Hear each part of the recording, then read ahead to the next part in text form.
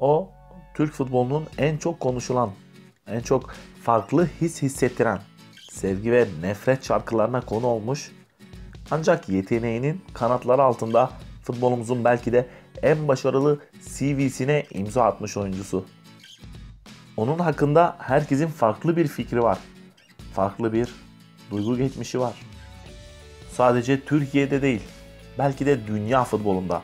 Gerek saha içinde, gerek saha dışında yaptığı hareketlerle çok konuşulan bir isim oldu.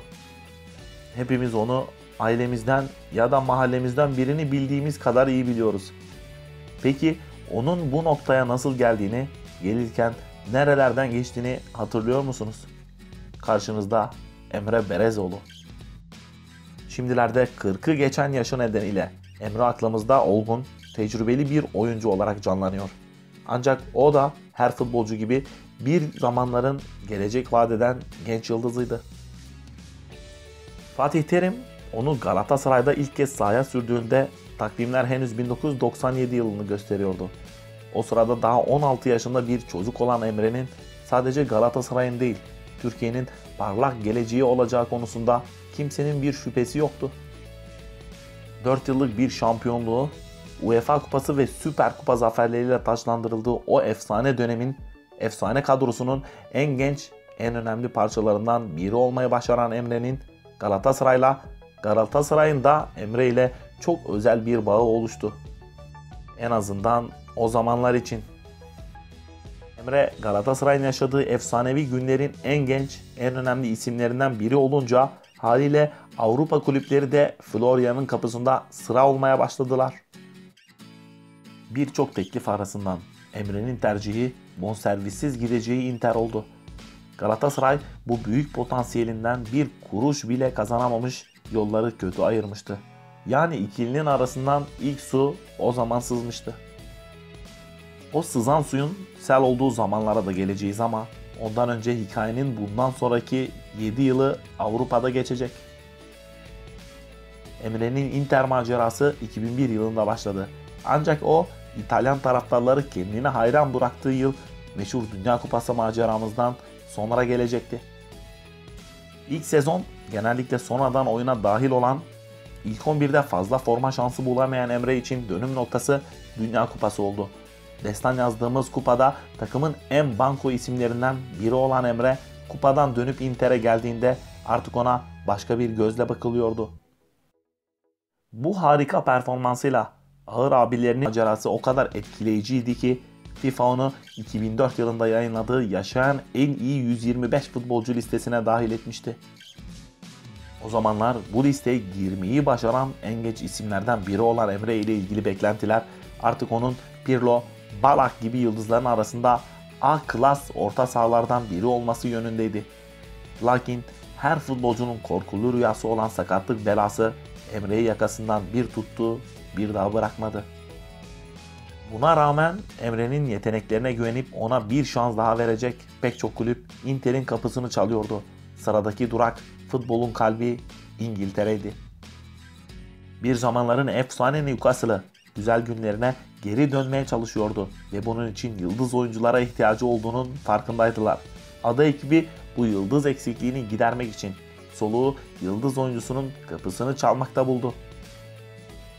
İtalya'da geçen iyi sezonlarına rağmen sakatlıklardan dolayı bir türlü belini tam olarak doğrultamayan Emre de bu fırsatı yeni bir başlangıç olarak görüyordu. İki taraf için de büyük bir umuttu bu transfer ancak istenilen gibi geçmedi bu macera. Tam takıma uyum sağladı, artık gerçek Emre geliyor dediğimiz her an devreye giren sakatlık kabusu bir türlü rahat bırakmadı Emre'yi. 3 sezon boyunca belki de hiçbir maça tam olarak sağlam çıkamayan Emre için artık veda vakti gelmişti. Vakit eve dönüş vaktiydi. Gerçi ev diyoruz ama eski evine en uzak yerlerden biriydi. Aslında Emre'nin yeni durağı.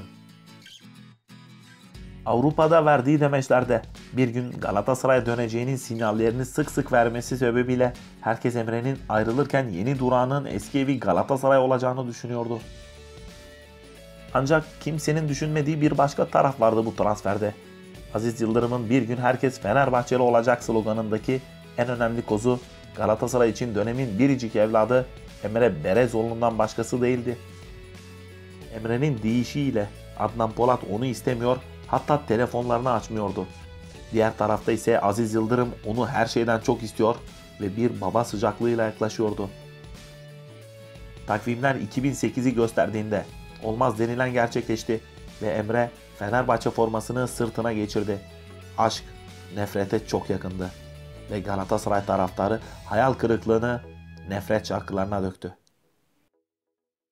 Ancak Emre Fenerbahçe'de sadece oynadığı futbolla değil, aynı zamanda takıma liderlik etmesi ve camiayı sahiplenmesiyle öyle bir Fenerbahçeli çizgisi çiziyordu ki kendisinin bir zamanların Galatasaraylı Emre olduğunu adeta unutturdu herkese.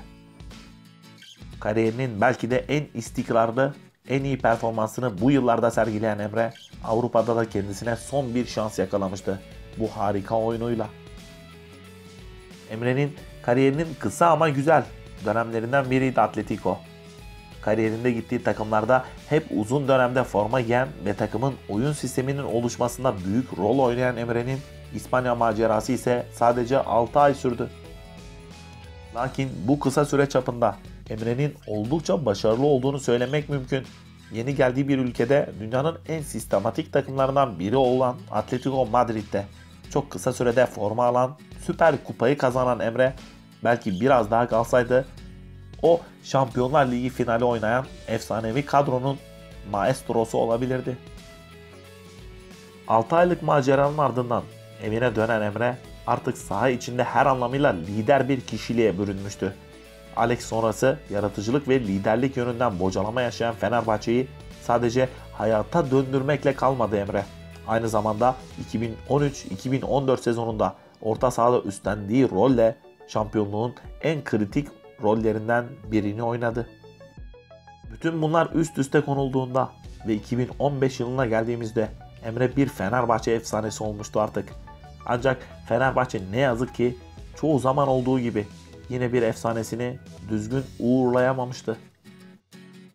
2015 yılında Victor Pereira, Terrenao ikilisinin takımda istemediği için boşta kalan Emre, dönemin yükselen takımı Başakşehir'in yolunu tuttu.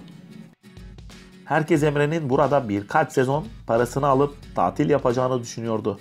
O yine kariyeri boyunca yaptığı gibi herkesi yanıltacaktı. Abdullah Avcı yönetimindeki takımın adeta saha içindeki beyni, hatta teknik direktörü olan Emre, takımın son yıllarda yakaladığı muazzam başarının belki de saha içindeki en önemli mimarıydı. Fiziksel olarak her ne kadar yaşlanmış olsa da mental olarak bir o kadar olgunlaşan Emre, o kadar sakatlık probleminin yanında gelen yaşına rağmen en istikrarlı, en düzgün, en iyi sezonlarını Başakşehir'de geçirdi belki de. Adeta yıllanmış bir şarap gibi. Her geçen sene bizi futboluna hayran bırakan Yıldız, belki Başakşehir forması ile şampiyonluk yaşayamadı ama ligin tepesine oynayan futbolun baş kahramanıydı.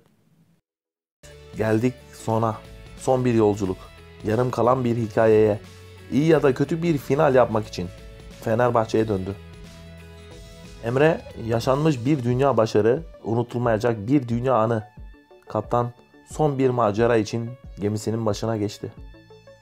Fenerbahçe ve Emre Belezoğlu ikilisinin finali ilk sezonunda yine şampiyonlukla sonuçlanmadı ve Emre Fenerbahçe'ye daha çok bağlanarak sportif direktörlük görevine getirildi. Erol Bulut ile Emre Belezoğlu'nun kurmuş olduğu kadro çok iyi olsa da Fenerbahçe tarihinin en kötü iç saha performansını sergiledi. Bunun üzerine Erol Bulut istifa etti ve Emre şu anda Fenerbahçe'nin her şeyi. Emre 96'da başlayan futbol hayatına 1 UEFA kupası, 2 Süper Kupa, 6 Türkiye şampiyonluğu, 4 Türkiye kupası zaferi, bir de İtalya kupası zaferi sığdırdı. Emre Belezoğlu, onu seven de var, sevmeyen de var. Ama tartışmasız Emre Türkiye'nin görmüş olduğu en kaliteli orta saha oyuncusu. Biz bugün sizler için zıt karakterlerin en güzel yerine sahip olan Emre Belezoğlu'nu anlattık. Umarım videomuzu beğenmişsinizdir. Eğer beğendiyseniz kanalımıza abone olmayı ve videolarımızı beğenmeyi unutmayın. Bu gibi videoların devamının gelmesini istiyorsanız yorumlarda belirtebilirsiniz. Şimdilik kendinize iyi davranın. Sağlıkla kalın.